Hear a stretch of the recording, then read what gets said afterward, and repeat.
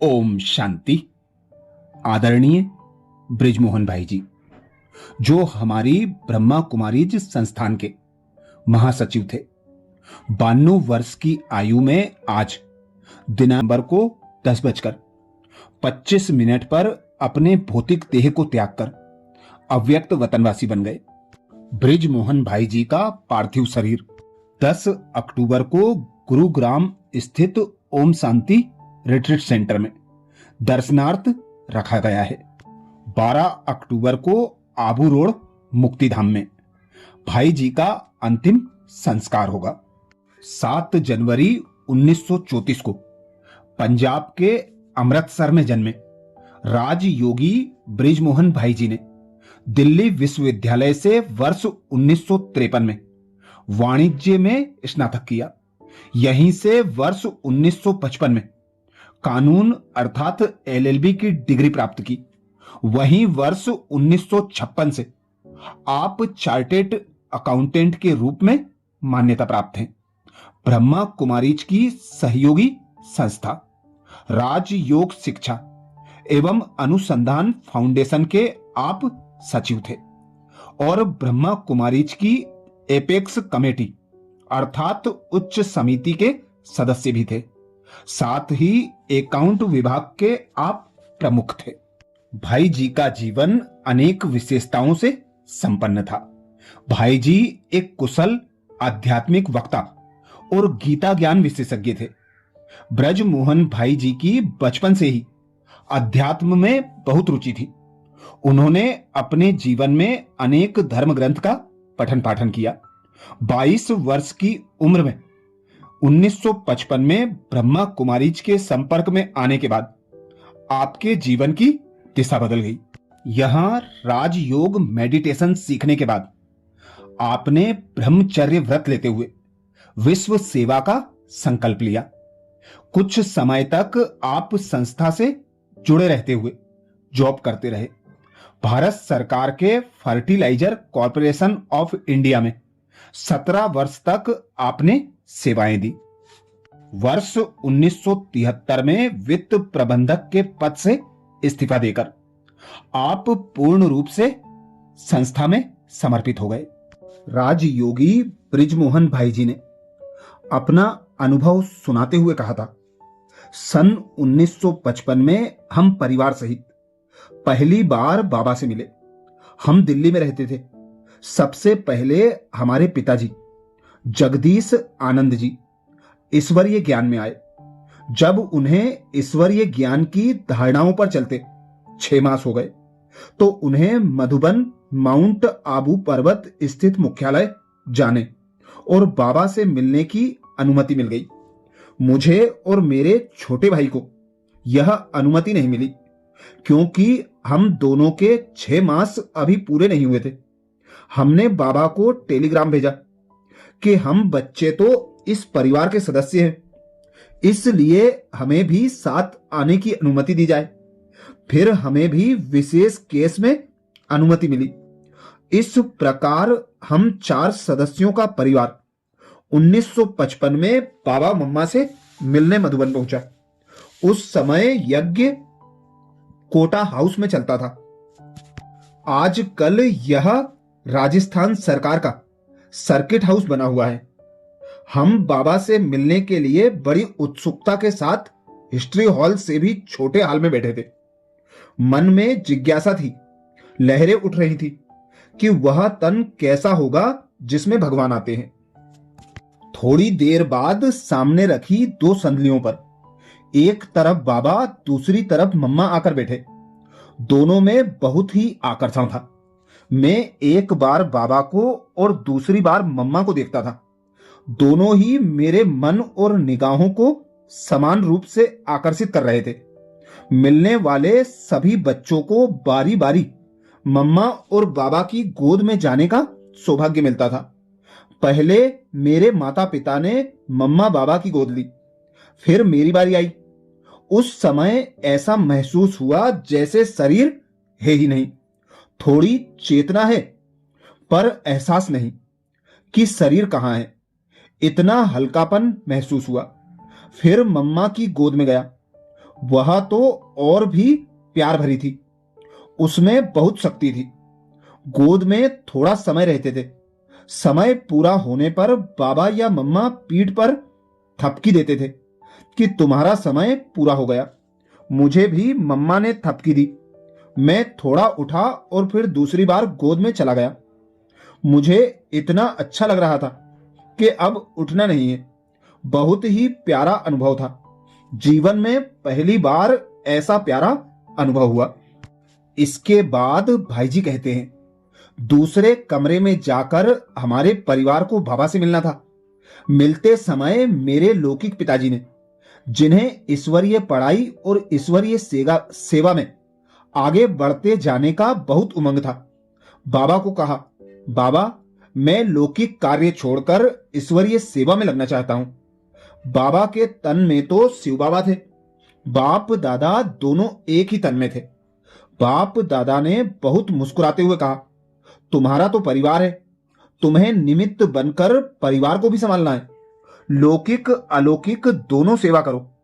इसके बाद लौकिक माताजी की बारी आई। बाबा ने कहा, वैसे तो तुम नष्टो मोहा हो, लेकिन मैं जगदीश आनंद बच्चे को अर्थात मेरे पिताजी को कहूंगा कि किसी तीर्थ स्थान पर आपको सेवा केंद्र खोल कर दें।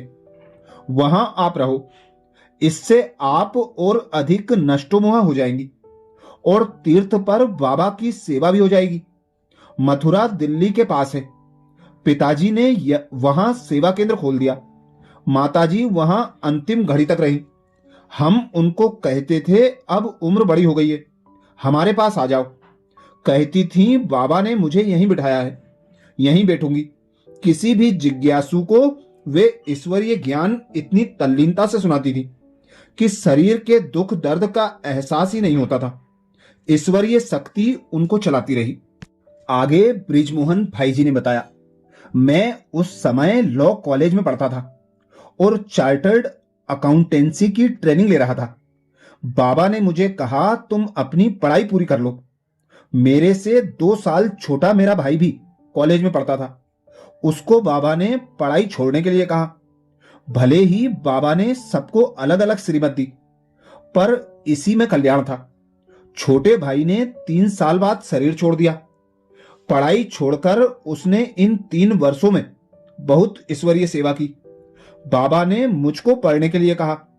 उनको मालूम था कि इसको अभी इस शरीर में रहना है। इस प्रकार बाबा ने हरेक को उसकी जन्म पत्री जानकर राय दी। बाबा से मिलकर हम अपने लौकिक घर आ गए और हमें समय अनुसार बाबा से मार्गदर्शन मिलता रहा। दिल्ली में पहले हमारे संयुक्त परिवार में सेंटर खुला। फिर पिताजी ने सेवा केंद्र को संयुक्त परिवार से थोड़े अलग स्थान पर कर दिया। वह दिल्ली का दूसरे नंबर का सेंटर था। पहले सेंटर कमला नगर पर हमने ज्ञान लिया। दूसरा सेंटर हमारे घर में चलने लगा। उसमें दादी प्रकाश मणि जी एक शिक्षिका के रूप में नियुक्त हुई। हम साथ ही खाते रहते थे। जैसे सेंटर और घर आपस में मिल गए थे। जिन दिनों चार्टर्ड अकाउंटेंट की परीक्षा थी, मैं प्रतिदिन दादी प्रकाश मणि जी से दृष्टि लेकर ही जाता था। उन दिनों यह पढ़ाई काफी मुश्किल होती थी। पहले प्रयास में कोई मुश्किल ही पास होता था, पर मेरे परीक्षा परिणाम में मैं सफल हो गया। मैं बहुत खुश हो गया कि बाबा ने ज्ञान योग की शक्ति से आसानी से पास करा दिया। पास होने के बाद मैंने दिल्ली के सदर बाजार में अपना चार्टर्ड अकाउंटेंट का कार्यालय खोला। प्रैक्टिस शुरू कर दी। इसके 8 मास बाद हम फिर आबू में बाबा से मिले। वैसे तो बाबा कहते हैं मैं लौकिक बातों में रुचि नहीं लेता, पर बाबा ने मुझे बुलाया और पूछा, क्या तुमने इम्तिहान पास कर लिया? मैंने बड़े फकुर से कहा, हाँ बाबा, कर लिया, पहले प्रयास में ही कर लिया और दिल्ली के बहुत अच्छे स्थान पर प्रैक्टिस भी शुरू कर दी है। ब्रह्मा बाबा ने कहा, जरा नजदीक आओ। मैं बाबा के और नजदीक चला गया। क्या बाबा का व्यक्तित्व था, क्या चेहरे की रूहानियत थी। बुजुर्ग तो थे ही, तांबे जैसा चमकता हुआ तपस्वी शरीर था। मुझे बोले, तुमको 2 रोटी ही तो खानी है ना, तो तुम काहे को झूठ सच का धंधा करते हो? तुम जाकर कोई सरकारी नौकरी कर लो। मैंने उसी समय फैसला लिया कि मैं जाते ही प्रैक्टिस बंद करके नौकरी शुरू करूंगा। हमारे खानदान में किसी ने नौकरी नहीं की थी। दिल्ली जाकर मैंने अपने भाई से कहा, ऑफिस के सभी चेयर्स, क्लाइंट की अकाउंट्स बुक्स वापस कर दो, फर्नीचर सेवा केंद्र पर भेज दो। फिर मैंने उस ऑफिस में कदम नहीं रखा और अखबार में चार्टेड अकाउंटेंट की नौकरी की वैकेंसी देखकर हाथ से ही अर्जी लिखकर भेज दी। बाबा की शक्ति कार्य कर रही थी। भाखड़ा नंगल में फर्टिलाइजर की नई कंपनी खुल रही थी। अभी ग्राउंड में केवल ऑफिस बनाया था। उसमें इंटरव्यू अर्थात साक्षात्कार के लिए मुझे बुला लिया गया। मैं चल पड़ा। ट्रेन में मेरे साथ 8 लड़के और थे। मैं भी उसी इंटरव्यू के लिए जा रहा था और वे भी उसी के लिए जा रहे थे। कंपनी बड़ी थी, उन्हें 8-10 चार्टेड अकाउंटेंट चाहिए थे। मैं कोने में दुबक कर बैठा हुआ इनकी बातें सुन रहा था। वे सभी मेरे से अधिक स्मार्ट लग रहे थे। मुझे नौकरी मिलने की उम्मीद लग नहीं रही थी। पहुंचने पर मेरा इंटरव्यू चालू हुआ। मुझसे 5-6 सवाल पूछे गए। वे सारे सवाल थे चार्टेड अकाउंटेंट की किताबों के, जिन्हें मैं भूल चुका था क्योंकि अब तो प्रैक्टिस कर रहा था। मुझे उत्तर आ नहीं रहे थे, इसलिए उन्होंने भी गर्दन हिलाकर इशारा दिया कि उत्तर ठीक नहीं है। अंतिम सवाल पूछा, तनख्वाह क्या लेंगे? मैंने कहा, जो आप दे देंगे। इसके बाद मैं चुन लिया गया, बाकी सब नहीं लिए गए। वह सरकारी कंपनी नई नई थी। उनका नियम था कम से कम तनख्वाह में रखना है। उन लड़कों ने ज्यादा तनख्वाह मांगी थी। बाबा ने कहा हुआ है कि कोई भी बच्चा किसी विशेष बात में मेरी आज्ञा मान ले तो सारी जिंदगी उसकी मदद में करता हूं। इसका सबूत मैं हूं। कंपनी ने 1 महीने बाद 1.5 गुना तनख्वाह बढ़ाकर पुनः विज्ञापन दिया। फिर और लोग आए और मेरी तनख्वाह भी स्वतः 1.5 गुना हो गई। हमारी कंपनी की जब भी कहीं नई शाखा खुलती थी तो वह ज्यादा तनख्वाह देकर पुराने अनुभवी ऑफिसर्स को वहां भेजने की कोशिश करती थी। जब आसाम में कंपनी की शाखा खुली और मुझे वहां जाने की ऑफर की तो मैंने बाबा से पूछा। बाबा ने कहा, नहीं, बाबा आबू से कहीं जाता है क्या? तुम काहे को जाते हो? इस प्रकार मैं 17 साल नंगल में ही रहा। आगे भाई जी बताते, एक बार मैंने सोचा मैं कार खरीद लूं तो मर्जी अनुसार सेवार्थ आना जाना कर सकूंगा, समय बच जाएगा। मैंने बाबा से पूछा। बाबा ने हां कर दी। मैंने कार खरीद ली। चंडीगढ़ में प्रदर्शनी आयोजित हुई। मैं कार से वहां पहुंचा। कार को बाहर पार्क कर अंदर प्रदर्शनी में गया। हर 15 मिनट बाद मुझे ख्याल आता था, बाहर जाकर कार देखाऊं, उस पर कोई बच्चा खरोंच तो नहीं डाल रहा। मैंने कहा, यह तो मैं बंधन में आ गया। भाई बहनों ने भी दूरी बना ली कि यह तो कार वाला है। उन दिनों की स्थिति ऐसी थी। आज तो कार रखना साधारण बात हो गई है। कार वाले को देखकर सब्जी वाला भी ज्यादा पैसे मांगता था। 1 साल रखा, फायदा तो था पर कष्ट भी ज्यादा था। इसलिए बाबा से पूछा, बाबा मैं कार बेचना चाहता हूं। बाबा ने कहा, बेच दो, तुमको सतयुग में विमान मिलेगा। अपना पूरा अनुभव सुनाते हुए आगे भाई जी कहते हैं, भारत में प्रथा है कि पहली तनख्वाह लोग अपने गुरु को भेजते थे। मैंने भी पहली तनख्वाह का ड्राफ्ट बनवाकर रजिस्ट्री करवाकर बाबा को भेज दिया। बाबा ने वह ड्राफ्ट वापस भेज दिया और मुझे कहा, किसके कहने से भेजा? मैंने कहा, मुरली में श्रीमत मिलती है, आप ही कहते हो कि मेरे हाथ में है, किसका भाग्य बनाऊं किसका ना बनाऊं। आपकी श्रीमत से ही मैंने नौकरी की है। यह उसी नौकरी की ईमानदारी की कमाई है। तो क्या आप मेरा भाग्य नहीं बनाना चाहते? ऐसे कई मुरली के पॉइंट अर्थात ज्ञान बिंदु मैंने लिखकर बाबा को भेज दिए। बाबा ने लिखा, बच्चे, पत्र पाया, हर्षाया। इस बारी रख लेता है बाबा, आगे से नहीं भेजना। अपने आप ही सेवा में लगाओ। मेरी आयु उस समय 21 वर्ष की थी। ऐसी कोई धार्मिक संस्था इस दुनिया में नहीं होगी जिसे आप पैसे दें और वह वापस कर दे। मेरे दिल पर बहुत असर पड़ा कि क्या ऐसी संस्था भी हो सकती है। इससे मुझे बहुत शक्ति मिली। उन दिनों परिवार ज्ञान में चलने वाले थोड़े थे। कुछ सिंधी परिवार थे, बाकी बहुत कम थे। एक बार बाबा ने हमारे पूरे परिवार को पूना भेजा और कहा, वहां सबसे मिलो, ताकि कोई यह न समझे कि भगवान केवल सिंधियों के पास ही आता है। सिंधियों के अलावा दूसरे परिवार भी ज्ञान में चलते हैं। आपके ज्ञान से उन्हें मालूम पड़ेगा। आगे भाई जी कहते, मैं ऐसा सौभाग्यशाली हूं जिसने बाबा और मम्मा के साथ शेयर की। मुरली क्लास के बाद चेंबर में हम सब बच्चे परिवार के तौर पर बाबा के साथ बैठे थे। बाबा हमसे बात करते हुए कहते थे कि देखो, शिव बाबा यह कह गया, अर्थात मुरली पर चर्चा करते थे। फिर मम्मा सीटी बजाती थी, सब इकट्ठे हो जाते थे। कपड़े के बूट पहनकर भाई और बहनें फिर शेर करने जाते थे बाबा मम्मा के साथ। बीच बीच में बाबा खड़े होकर पूछते थे, शिव बाबा याद है? कुछ ईसाई पादरी और नन्स भी घूम रहे होते थे।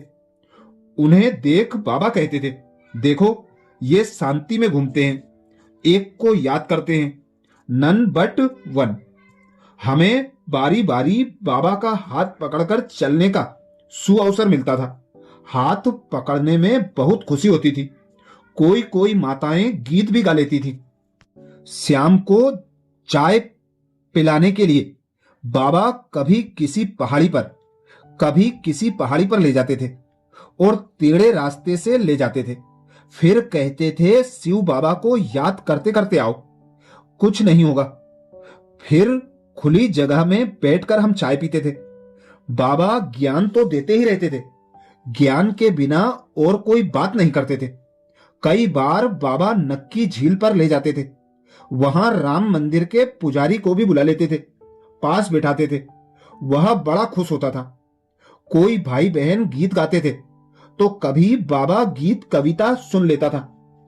कभी यह भी कहता था, इनमें कोई कमाई नहीं है, बाबा को याद करो, इसमें कमाई है। बाबा ने ही मुझे संपादक भाव का वरदान दिया था। बाबा त्रिकालदर्शी है। उनके मुख से जो बात निकल जाती वह पूरी जरूर होती है, चाहे 10 साल बाद पूरी हो या 20 साल बाद। पहली बार बाबा ने जब पत्रिका निकालने के लिए कहा तो मेरी ड्यूटी लगाई कि पत्रिका को छपवाना है और वरिष्ठ भ्राता जगदीश जी को लेख लिखने हैं।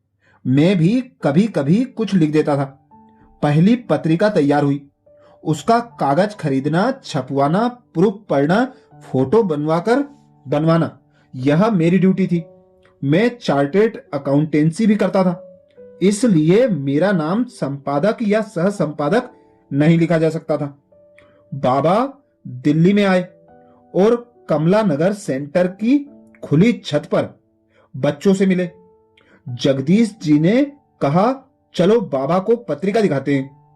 उस वक्त उसका नाम होता था त्रिमूर्ति मासिक, जिसका नाम बाद में ज्ञान अमृत पड़ा। जगदीश जी ने बाबा को पत्रिका दिखाई। बाबा ने कहा, यह मेरा संपादक बच्चा है। जगदीश भाई ने मेरी तरफ इशारा किया कि बाबा, इन्होंने छपवाया और बनवाया है। बाबा ने कहा, यह भी मेरा संपादक बच्चा है। बाबा ने कह दिया। मैंने सोचा मैं संपादक तो हूं नहीं। फिर 1.25 साल के लिए जगदीश जी विदेश चले गए। तब मैंने नौकरी करते करते पत्रिका अपने स्टेनो से लिखवाई, टाइप करवाई और लगातार सबको भिजवाता रहा। मैंने सोचा मैं संपादक बन गया। भले ही मेरा नाम संपादक के रूप में नहीं आया। मेरे नौकरी छोड़ने पर बाबा ने प्योरिटी पत्रिका निकलवाई, जिसका मैं संपादक बना। इस प्रकार बाबा ने अपने वरदान को साकार किया। बाबा का असीम स्नेह याद करते हुए भाई जी ने बताया, जब हम मधुबन आते थे तो सप्ताह भर ठहरते थे और एक बार बाबा मम्मा के साथ भोजन भी करते थे। मुझे आम खाने का शौक था। उन दिनों आम का सीजन था। हमें भोजन में आम खाने को मिला था। मेरी लौकिक मां ने अपना आम टेबल के नीचे से धीरे से मुझे दे दिया। भोजन के बाद बाबा ने सेवा करने वाली लच्छू बहन को कहा, टोकरी में आम डालकर लाओ। बाबा ने मुझे आम देकर कहा, बच्चे खाओ। मैं समझ गया।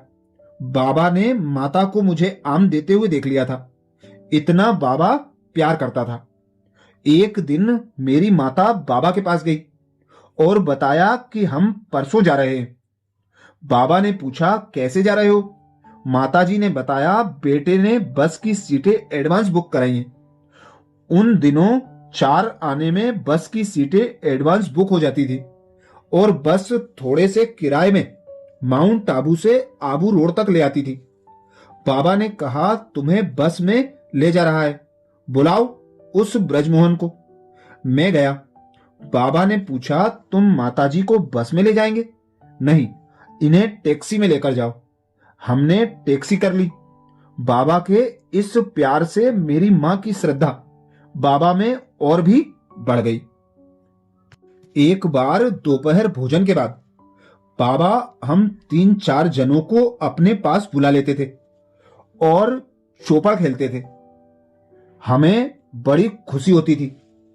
इसलिए दोपहर भोजन के बाद हम कमरे के बाहर खड़े रहते थे कि बाबा बुलाएगा। हमारे ग्रुप में बाबा का लौकिक बेटा नारायण भी शामिल रहता था। वह छुट्टियों में मुंबई से आ जाता था। बाबा खेलते समय हमें अपने साथ अपनी गद्दी पर बिठाता था और नारायण को सामने बिठाता था। एक दिन हम इंतजार करते रहे, बाबा का बुलावा नहीं आया। हमने लच्छू बहन से पूछा तो बोली, मैं बाबा से पूछ कर आती हूं। फिर आई और बोली, अपने साथियों को ले जाओ, बाबा खेलेगा। फिर खेल शुरू हुआ और बाबा हार गए। मुझे आश्चर्य हुआ कि बाबा तो कभी हारते नहीं, आज हार कैसे गए? श्याम को भी बैडमिंटन खेलते थे। 10 जने दूसरी तरफ, बाबा अकेले एक तरफ, तो भी नहीं हारते थे। आज कैसे हार गए? बाद में लच्छू बहन ने बताया, बाबा को 102 डिग्री बुखार है।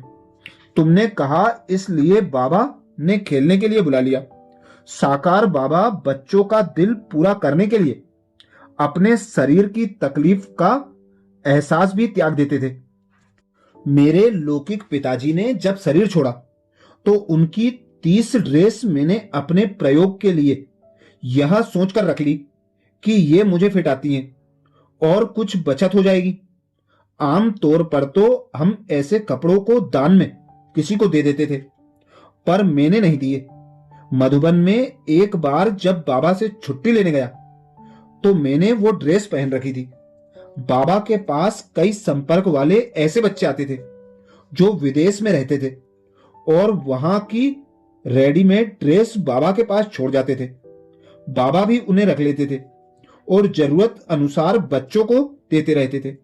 बाबा ने पहले भी मुझे ऐसी ड्रेस दी थी। इस बार भी बाबा ने मुझे ऐसी एक और ड्रेस देनी चाहिए। मैंने अपनी इकोनॉमी का वर्णन करते हुए कहा, लौकिक पिताजी के शरीर छोड़ने पर मैंने उनकी सभी ड्रेस रख ली हैं। बाबा देखो, मुझे पूरी फिट आई है। बाबा मुस्कुराए, फिर बोले, बाबा का दिया पहनोगे तो बाबा याद आएगा, लौकिक पिता का दिया पहनोगे तो लौकिक पिता याद आएगा। बाबा की इस गुह्य धारणा की बात सुनकर मैंने बाबा द्वारा दी गई ड्रेस ले ली। सचमुच लौकिक पिता की ड्रेस पहनते ही लौकिक पिता का ही संकल्प आता था। बाबा तो यहां तक कहता है किसी आत्मा से सौगात ना लो। कोई कुछ देता है तो उसे यज्ञ में समर्पित कर दो। अगली बार मधुबन आया तो मैंने वे सारे ड्रेस यज्ञ में दे दिए।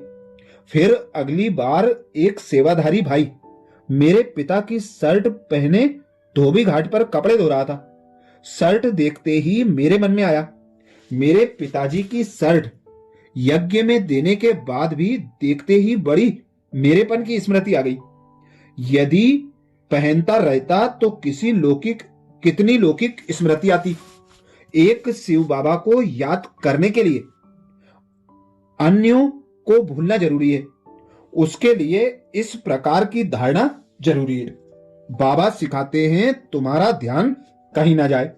प्यारे बाबा पत्र के नीचे लिखते थे, अच्छा सब बच्चों को याद प्यार।